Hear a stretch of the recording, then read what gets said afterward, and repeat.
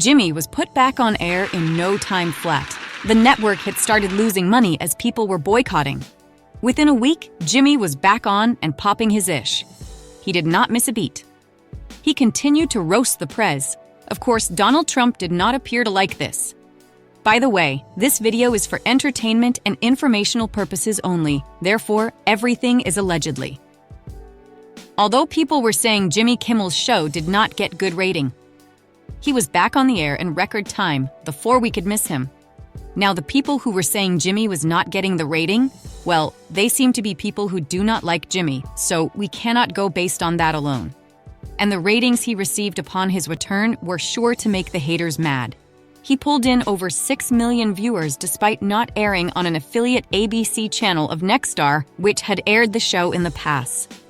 The recent controversy surrounding Jimmy Kimmel Live and Nexstar Media Group has illuminated complex issues of broadcast rights, editorial control, and free speech in modern media. The situation began when Nexstar pulled Kimmel's show from its ABC affiliate stations on September 17th, following comments the host made about Donald Trump and reactions to the Charlie Kirk's unaliving. This decision sparked immediate debate about the boundaries of broadcast speech and editorial control. NBC, as well as many other outlets, are reporting on this.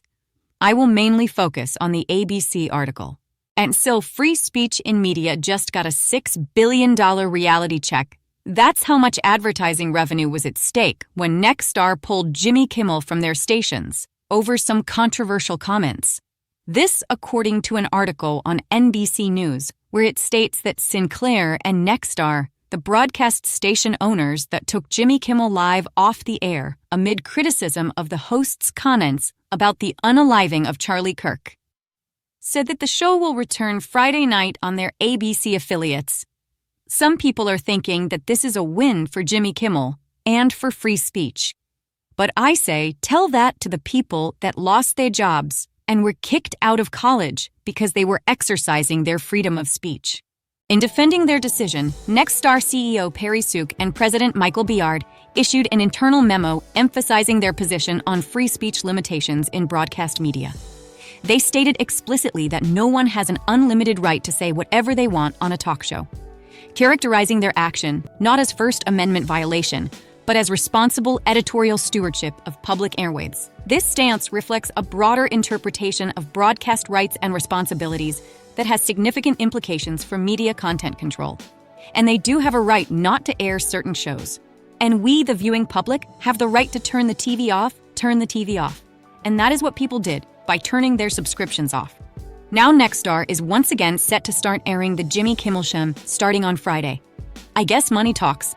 The viewers have spoken. Power to the people, at least for now. Now, mind you, Nexstar is seeking FCC approval for a proposed $6.2 billion merger with a rival, Tegna. Sinclair is exploring merger options for its broadcast business, according to CNBC. Since they may need approval from this administration, could they have caved in to what appears this administration, or at least the president, wants?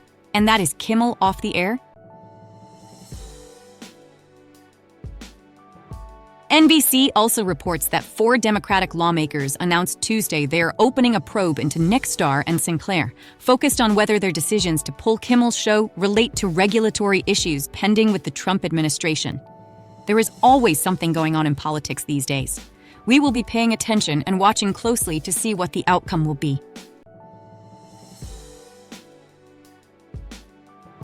Reportedly, the situation created significant challenges for Nexstar employees, particularly at ABC affiliates.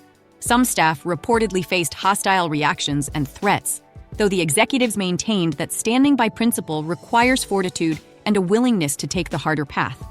This stance reflects Nexstar's view of its role as FCC licensees, with a duty to program in the public interest, even when facing disagreement. The company's leadership emphasized their commitment to delivering fact-based and unbiased news while serving their communities.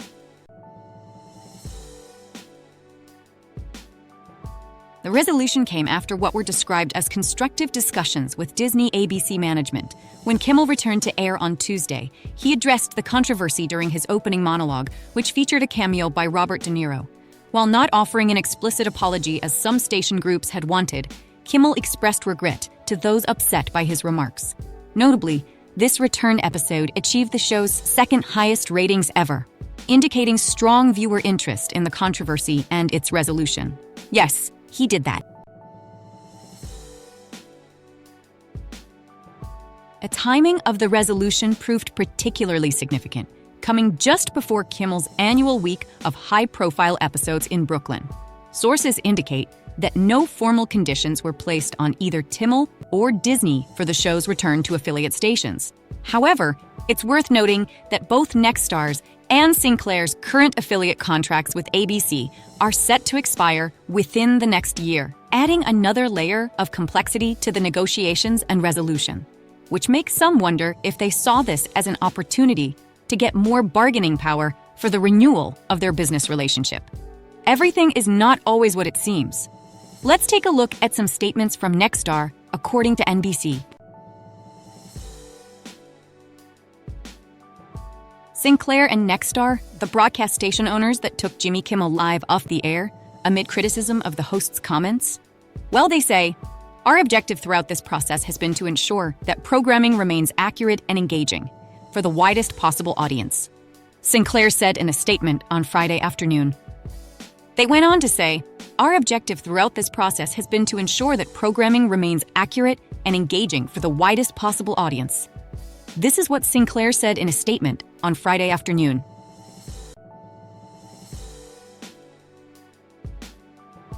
And peep this, busybodies. Sinclair insisted Friday that its decision to preempt this program was independent of any government interaction or influence. Free speech provides broadcasters with the right to exercise judgment as to the content on their local stations, the company said.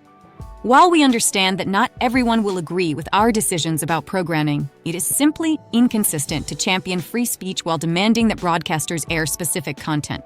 Yes, they say they are all about free speech that is regarding the content on their channels. But I say, what about the demand for people to keep their jobs that have differences in opinion? What about that, huh? Are you buying their statement? Let me know, are you feeling what they're putting down? Drop down in the comments and sound off. The controversy has sparked broader discussion about media control and editorial discretion in the modern broadcasting landscape. Some industry observers, including former Nexstar employees, have criticized the company's management approach and questioned their consistency in content decisions. One former advertising professional characterized the resolution as primarily driven by advertiser pressure, suggesting that sponsors pulling out of their station commitments forced the company's hand rather than any philosophical or ethical considerations. The situation also raised fundamental questions about the balance between public discourse and broadcast regulation. While Nexstar defended its decision as responsible media management, critics argued this represented an overreach in content control. This tension is particularly evident in how Kimmel handled his return.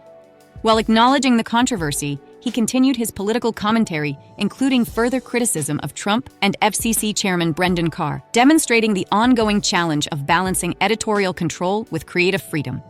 One thing he did, he also cried. It was an emotional comeback. Although he continued business as usual, there was a moment when he broke down and cried. Now that was unusual, but he wanted to make it clear he was not mocking a man's unaliving.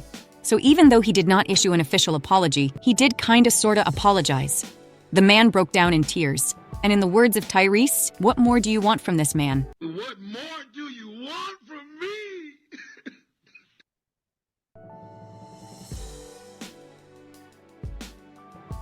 The resolution demonstrates the complex interplay between commercial interests. You know they all about the Benjamins. Corporations are about their bottom line. It demonstrates the complex interplay between commercial interests, editorial control, and public discourse in modern broadcasting. Power to the people. It lets you know people do still have some power. The power of how you spend your money. While Nexstar maintained its position on editorial responsibility, the quick resolution and return to normal programming suggests the influence of multiple factors, including commercial pressures and upcoming programming considerations. This dynamic highlights the often competing interests at broadcast companies must navigate.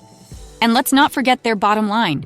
This is what these companies mainly care about, in my opinion.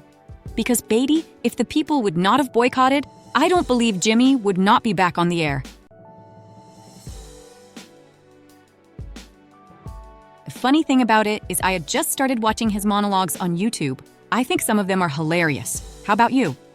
So although I was appalled, I was not surprised of how everything went down. Industry observers have noted that while Nexstar's market share is relatively low, the incident raises important questions about the future of broadcast television and content control.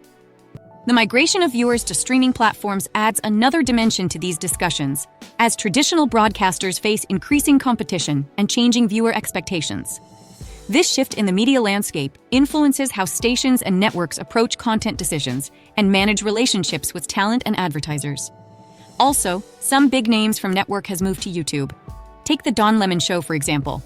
Anyway, that's it for this video, busybodies. Thank you so much for stopping by my channel. Make sure you like this video, go ahead and give this video the thumbs up. You know it doesn't cost you a dime to thumbs up this video. And go ahead and subscribe to this YouTube channel, attempting to get to 1,000 subscribers. And make sure you hit the notification bell once you subscribe so that you will be notified when my next video comes out. And I will see you in the next video. Bye for now.